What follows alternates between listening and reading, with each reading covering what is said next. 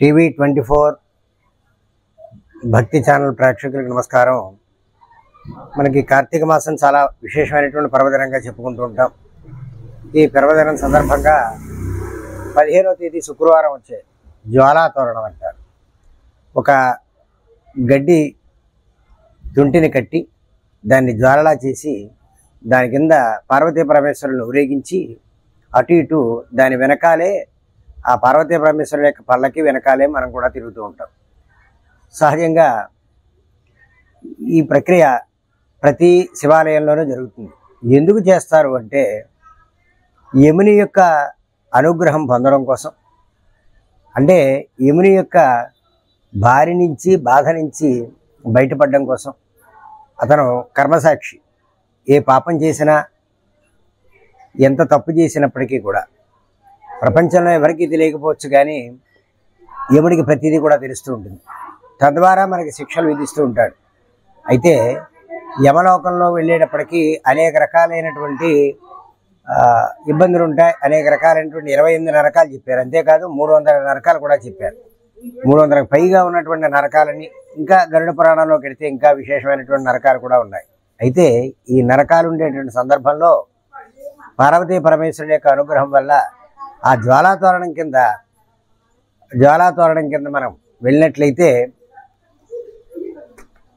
అటు ఇటు తిరిగినట్లయితే మొట్టమొదట జరిగేటువంటి యమలోకంలో అగ్నిజ్వాలతో ఉండేటువంటి ప్రేరేపితమైనటువంటి ఒక ద్వారం ఉంటుంది. ఆ ద్వారంలోంచి ప్రతి ఒక్కరూ కూడా, పాపం చేసినటువంటి ప్రతి ఒక్కరూ కూడా వెళ్ళాలి. లోకంలో పాపం చేయనటువంటి వాడు ఉండడు. కాబట్టి తప్పనిసరిగా ప్రతి ఒక్క వ్యక్తి కూడా, ప్రతి మానవుడు కూడా వెళ్ళవలసిందే.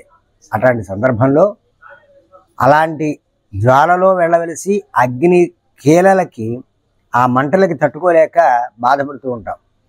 అటువంటి సందర్భంలో అటువంటిది లేకుండా ఉండడం కోసం శివుని యొక్క అనుగ్రహం ద్వారా అటువంటి జ్వాలల్లో వెళ్ళేటువంటి మహాకర్మను అనుభవించి మహానరకాన్ని అనుభవించకుండా ఉండాలి అంటే, భూలోకంలో నాకు ఈ కార్తీక మాసంలో, కృత్తికా నక్షత్రంతో వచ్చేటువంటి ఈ కార్తీక మాసంలో ఈ జ్వాలా తోరణం కింద నాతో పాటు ఎవరైతే తిరుగుతూ ఉంటారో ఆ జ్వాలలో, వాళ్ళకి ఆ నరక బాధలు ప్రారంభమైనటువంటి మొట్టమొదటి ఆ ద్వారం అంతా కూడా జ్వాలతో ఉన్నటువంటి ఆ జ్వాల గుమ్మకుండా వెళ్లకుండా, మనం వెళ్ళక్కర్లేకుండా అది రక్షింపబడుతుందిట.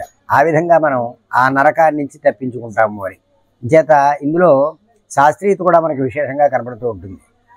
అతి శీతలమైనటువంటి కాలం పౌర్ణమి కాలంలో విపరీతమైనటువంటి శీతలం వస్తుంది.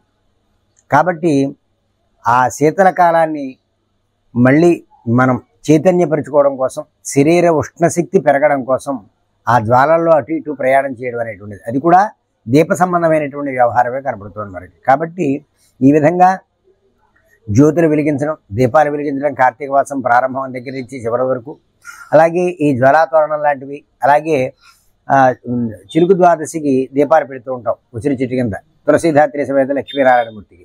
ఇలాంటివన్నీ కూడా దీప సంబంధమైనటువంటి, అంటే ఉష్ణశక్తికి సంబంధమైనటువంటి ప్రక్రియ అంతా కూడా జరుగుతుంది. కాబట్టి ఈ జ్వాలాతోరణంలో అటు ఇటు కనుక ప్రయాణం చేసినట్లయితే, ఏ వ్యక్తి అయితే ఆ పరమశివుడు పార్వతీ పరమేశ్వరుల యొక్క కూడా మనం ఆ జ్వాలలో పెడతామో వాళ్ళకి మొట్టమొదట ప్రారంభింపబడేటువంటి యమలోకంలో ఉండేటువంటి ఒక అగ్ని జ్వాలలతో నింపబడినటువంటి ద్వారం గుండా వెళ్ళేటువంటి యోగం తగ్గుతుంది, ఆ నరకాన్ని అనుభవించకుండా ఉంటుంది అనేటువంటి భావన చేత మనకి జ్వాలాతోరణం అనేటువంటిది చెప్పడం జరుగుతుంది.